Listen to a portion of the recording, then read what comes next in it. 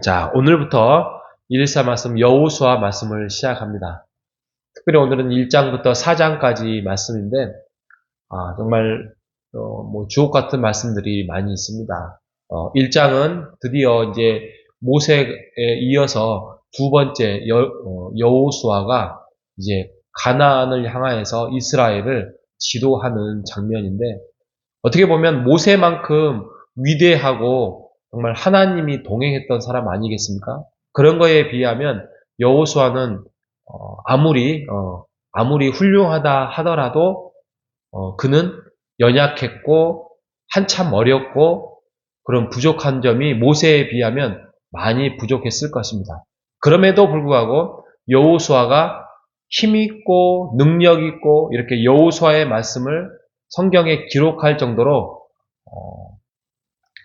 하나님 앞에 귀히 쓰였던 또 훌륭한 지도자가 되었다는 것은 모세하고 비교해 봤을 때 부족하지만 그가 이렇게 훌륭하게 됐던 것은 그의 인품이나 그의 능력이 아니라 하나님이 함께 계셨기 때문입니다.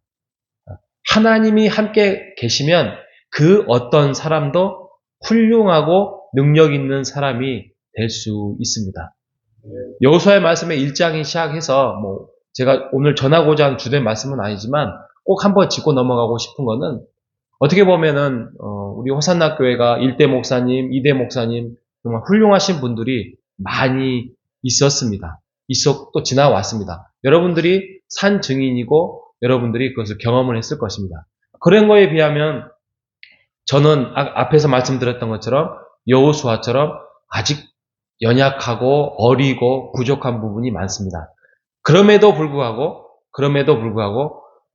우리가 힘을 얻어서 또 저를 중심으로 또 하나님과 함께 이 호산나 교회를 세워나갈 수 있는 것은 제가 훌륭해서가 아니라 하나님이 우리와 함께 하시기 때문에 우리의 호산나 교회는 변함없이 하나님의 은혜 가운데서 부흥하고 앞으로 나아갈 수 있을 것입니다.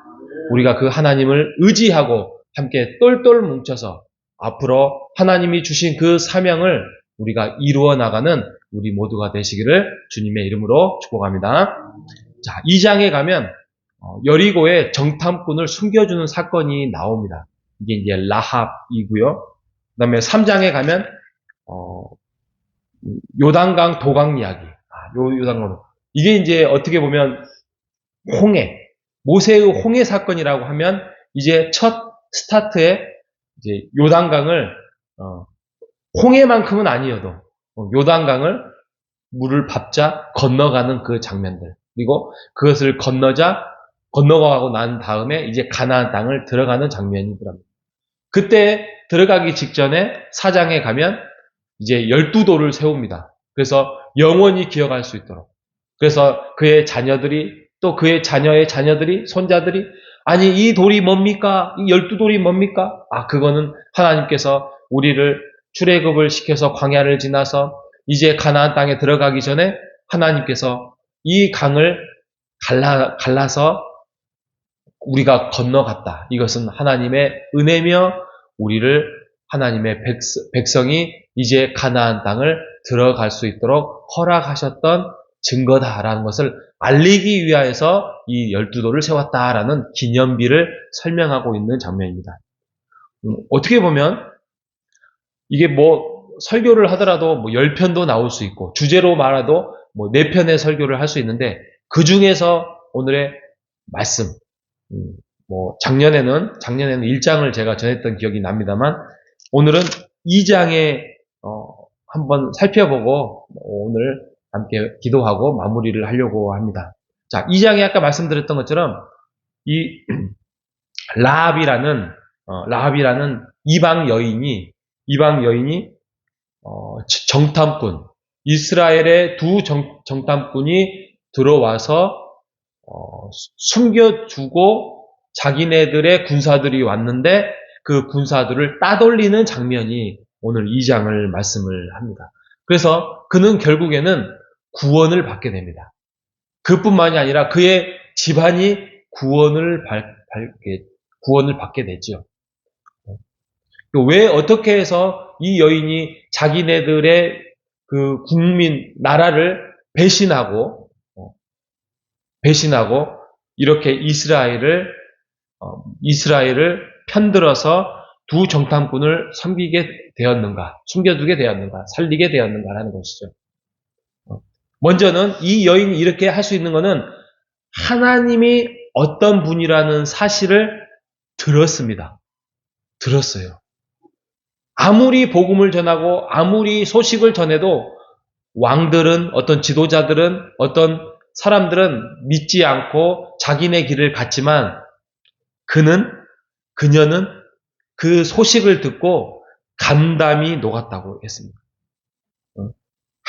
하나님이 하늘에 계시는구나. 저 이스라엘 백성들이 홍해를 건넜다는 소식, 그 이스라엘 백성들이 정말 기적적으로 40년을 돌아다녔는데 발이 부르트지도 않았고 신발이 닳지도 않았고 그들은 비록 실패했던 일들도 있었지만 결국에는 우리나라에 들어오고 말았구나라는 그 소식을 듣고 하나님을 믿기로 작정한 겁니다. 그래서 어떻게 보면 자기네 나라를 팔아버리는 거죠. 근데 그녀는 진정한 생명이 어디에서 나타날 수 있고 그 생명을 보존할 수 있을지를 알게 된 것이요. 그래서 그 나라를 어떻게 보면 배신을 하고 이 두 정탐꾼의 이스라엘 편을 든 것입니다. 자, 여기서 많은 신학적인 또 많은 일반적인 질문이 나옵니다. 그녀는 거짓말을 했죠. 그죠? 자, 하나님을 믿는다고 하더라도 거짓말은 과연 정당한가? 우리가 이런 상황에 놓여 있을 수 있습니다. 우리가 하나님을 믿고 그러는데 우리가 간혹 선의의 거짓말 이런 것도 우리가 할 수 있지 않겠는가라고 우리가 생각해 볼 수 있잖아요. 우리 거짓말 안 하려고 노력을 하는 것이 거짓 증거하지 말라라는 십계명에도 나와 있잖아요. 그런데 우리가 거짓말을 하는 것이 하나님 앞에 과연 옳은 건가? 아무리 선의의 거짓말도 거짓말은 아니겠는가? 이런 우리의 질문과 어떤 신앙의 가책을 느낄 수 있습니다. 그런데 정의를 한번 내려보겠습니다. 자, 거짓말하지 않는다. 그것은 이제 선을 행한다 그 말인데 과연 선이라는 게 뭐냐 이죠. 선하다. 아, 저 사람은 참 선하다, 착하다, 거짓말이 없다. 이렇게 말할 수 있는 것은 성경의 정의가 이렇게 내어져 있습니다.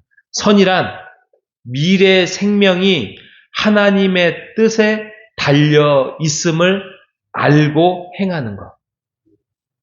기억하십시오. 자, 다시.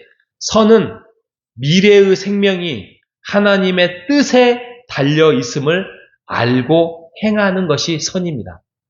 선이 착한 일을 많이 하고 좋은 일을 많이 하는 게 아니라 내 미래의 뜻이, 내 미래의 장래가 생명이 하나님의 뜻에 달려 있음을 알고 행하는 것.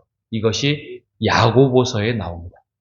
야고보서의 말씀에 나오는데 여러분 그런다고 하면 이 라합이라는 이 여인은 자신의 미래의 생명이 하나님의 뜻에 달려 있음을 알고 행했다는 것입니다.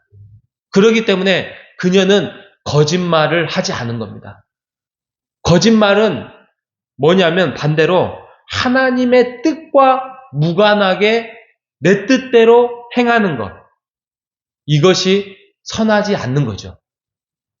그래서 우리가 하나님의 뜻과는 무관하게 행한다는 것을 우리가 교만, 죄라고 정의를 할 수 있는 것입니다. 오늘 하루 우리가 어떤 일을 행하고 말하고 또 그것이 약간의 선의의 거짓말이라고 정의할 수 있을 수는 있겠지만 우리의 오늘 정의는 우리가 하나님 앞에 나의 생명이, 나의 미래가 하나님의 뜻 안에 있고 하나님의 뜻을 세우는 것이야말로 진정한 선임을 알고 내가 그렇게 행하지 않는다는 것은 바로 내가 교만한 것이고 죄를 짓는다는 사실을 알고 하나님 앞에서 오늘도 선을 행하고 하나님 앞에서 온전하게 순종하는 우리 모두가 되시기를 주님의 이름으로 축복합니다. 하나님 감사합니다. 우리가 선과 악을 그냥 착한 행실, 윤리적인 기준으로 삼을 때가 많습니다. 하지만 오늘 라합 여인처럼 비록 기생이라는 그러한 직업이 좋지 않은 직업인데도 불구하고 영적인 지혜를 얻어서 진정한 선이 무엇인지를 알고 미래의 생명이 하나님의 뜻 가운데 있음을 알고 그녀는 구원의 길을 선택하였습니다.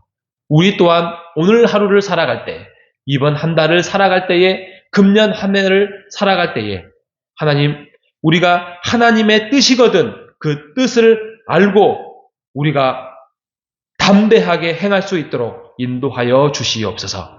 반대로 하나님의 뜻과 무관한 일을 행할 때는 이게 교만이며 죄악이며 악임을 깨달아서 우리가 하나님의 뜻을 거스리지 않도록 순종하며 나아갈 수 있도록 주님 인도하여 주시옵소서. 오늘 하루도 승리하게 도와주시옵소서. 살아계신 예수님의 이름으로 기도합니다. 아멘.